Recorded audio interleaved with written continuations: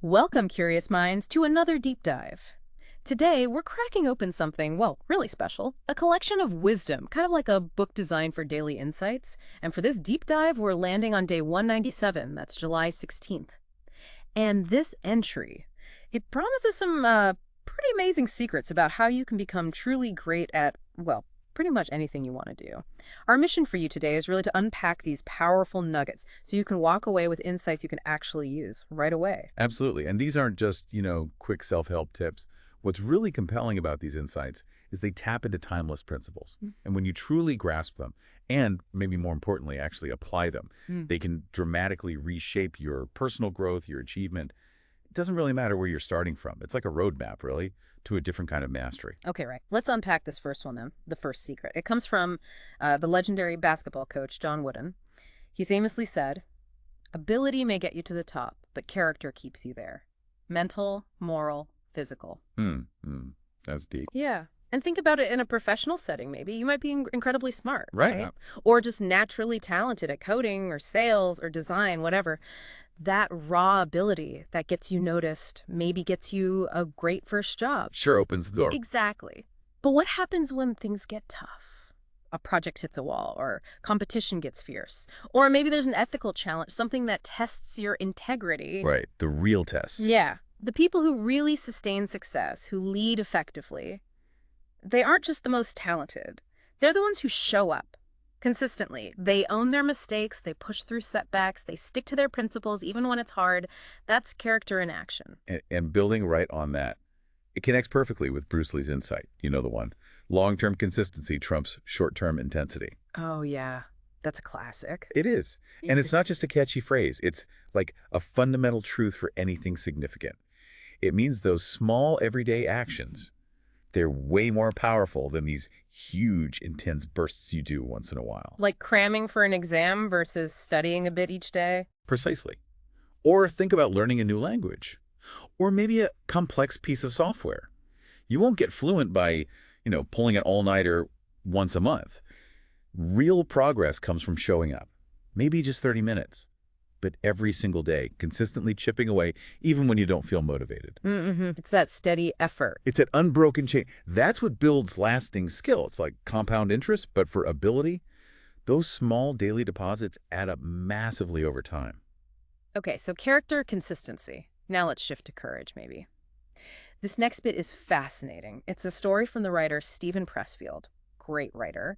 He was working on a script, Above the Law, with Steven Seagal, and they'd just seen a Lethal Weapon movie. Oh, okay. And Seagal was really struck by this torture scene where the hero is totally at the villain's mercy. So Seagal comes in the next day all fired up saying, write me a scene where I get tortured. Okay, I can picture that. Right. And Pressfield's first thought was, this is the dumbest, most derivative idea. His words. But then he had this big aha moment. He saw the scene's real power. It's archetypal. It's what Sean Cohen calls the hero at the mercy of the villain scene. Interesting.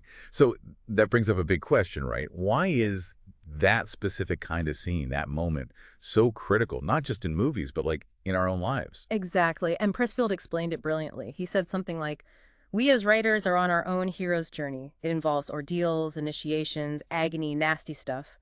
But don't forget, he says, the protagonists in our stories are on their journeys too. They need to suffer. It's our job to make them suffer. Wow. Okay, so making the characters suffer. Yeah, and what's so powerful there is how it applies beyond stories, facing really tough challenges. Maybe it's navigating complex funding rounds for your startup, or pivoting a product that's failing, or even just wrestling with a really hard math problem, or learning to ride a bike when you keep falling. Right, those struggles. Those struggles are essential. They're necessary for real growth. It's not about wanting pain, obviously, but recognizing that these ordeals, as he calls them, they're our personal hero's journey. They forge resilience, sharpen us, make us stronger, more capable, just like the crucible makes the hero in the story. That makes a lot of sense.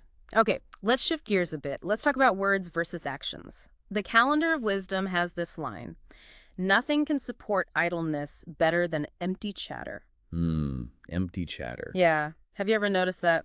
Sometimes talking about doing something big, like endlessly discussing a new project or a career shift or even just getting fit, it can actually stop you from ever starting. The talking replaces the doing. Oh, absolutely. Yeah. And connecting this to the bigger picture, there's this observation from a wise person in China. The person who speaks much will seldom fulfill all his words and his actions. And that a wise person is always wary, lest his words surpass his actions. Wary lest his words surpass his action. I like that. It highlights that disconnect. It does. And then Thomas Carlyle takes it even further. It's quite provocative, actually. He suggested, if you want to stop a person from an action, ask him to speak more on the topic. Really? Just get them talking more. Yeah. The more people speak, he believed, the less desire they have to act. It's like over-planning or over-discussing. Just, it drains the energy needed to start. So the takeaway is, talk less, do more. Pretty much. The less you speak, the more you will work. That's the essence. Now, obviously, talking, collaborating, communicating, that's crucial in many fields. But this wisdom is urging us to be mindful. Is this talk driving action, or is it becoming a substitute for action? That's the key distinction. That's a really important distinction. Okay, this next insight, it really makes you pause. It's Ralph Waldo Emerson. He wrote, "A great man is always willing to be little." What do you make of that? It sounds a bit paradoxical. It does, doesn't it? Willing to be little. I think it means embracing those humble beginnings, the awkward phase when you're learning something totally new. It's like picking up a new skill, a new language, or coding, or investing. Exactly. Or even just learning a difficult craft. It's about doing it without ego, without embarrassment about not being good yet. Okay, so being willing to be a beginner. Yes. And what's really illuminating is that truly great people, they get this. They understand mastery doesn't just appear overnight. It's built from the ground up. They aren't ashamed to practice the basics, the fundamentals, over and over again. Like a top musician practicing scales. Precisely. Or think of a brilliant surgeon. They spend countless hours on foundational stuff, simple procedures, before getting to the complex cases. This willingness to be little at the start, to really embrace that beginner's mind, it's absolutely fundamental if you want significant, long-lasting growth. It's choosing long-term mastery over short-term ego. Long-term vision over short-term ego. I like that connection. And speaking of long-term vision, the collection asks us this really direct question. It's for all of us, really. Are you inventing things to do to avoid the important work? Oof, that one hits home, doesn't it? It really does. Think about those times you have a critical report due, or a strategic plan to figure out, or maybe just a difficult conversation you need to have. And suddenly, cleaning your inbox feels urgent. Or reorganizing your desk files seems critical. Or researching some obscure topic online. Yeah, been there. Right. These things feel productive, but they're often just, sophisticated distractions from the really important tasks. And this raises such a critical point about self-awareness, doesn't it? Just recognizing those subtle avoidance tactics is half the battle for effectiveness, personally and professionally. So noticing when you're doing it. Yeah. The wisdom here is about gently, but firmly, steering yourself back. Back to what genuinely matters. Back to those high-leverage activities that actually move things forward. It's about building that internal discipline to choose real progress over just being busy. Knowing the difference between tasks that just fill time and those that lead to real breakthroughs. That's crucial. Okay, finally, we wrap up with just a delightful insight. This one's from Albert Einstein. Oh, Einstein, okay. He said, "Creativity is intelligence having fun." Ah, love that. Intelligence having fun. Isn't that great? It's such a wonderful reminder that breakthroughs, innovation, No. it's not always grim hard work. It's also deeply connected to play, to curiosity, to actually enjoying the process.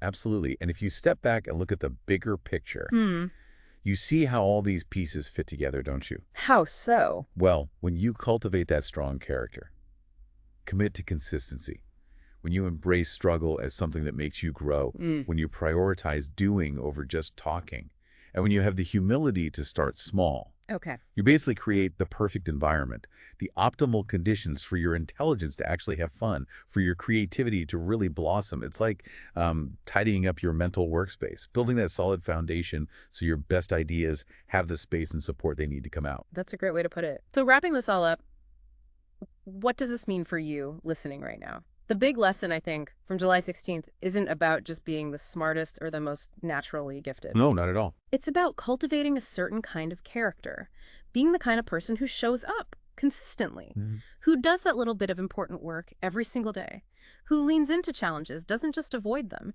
who focuses on action, not just chatter, and who isn't afraid to be little, to start small. And the wisdom puts it so simply. The only person you should try to be better than is the person you were yesterday. So, did you take a small step today towards a big goal? Did you face something tough and learn from it? Did you choose doing over just discussing? If you did, well, you're on your way. You really are. And what's truly fascinating is seeing how these ideas weave together. It's like tending a garden, a really flourishing one. You plant those small seeds that's starting simple, being willing to be little. You water them consistently. That's the daily effort, the discipline. Right, the consistency. You have to pull out the weeds too. Those are the distractions, the empty talk, the avoidance tactics. And then you wait patiently. You trust your character.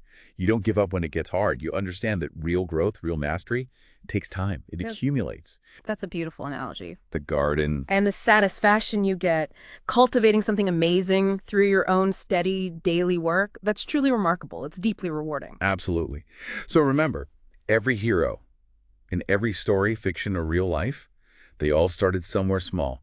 They all faced tough challenges. Your story, it's unfolding right now, and every single day is a chance to write a new chapter, one filled with those small acts of courage, that steady consistency, and that deep character, something for you to mull over until our next deep dive.